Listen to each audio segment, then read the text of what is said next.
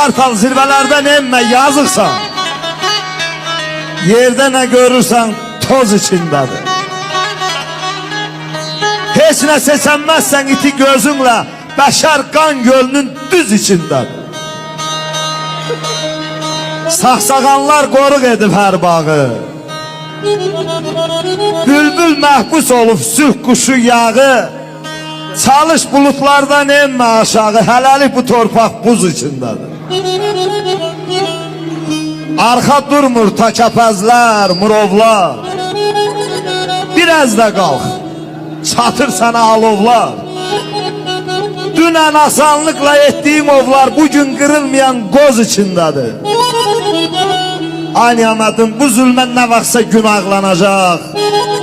Fələş eşən kimi çox dağlanacaq. Kartal, insan ayağına ip bağlanacaq.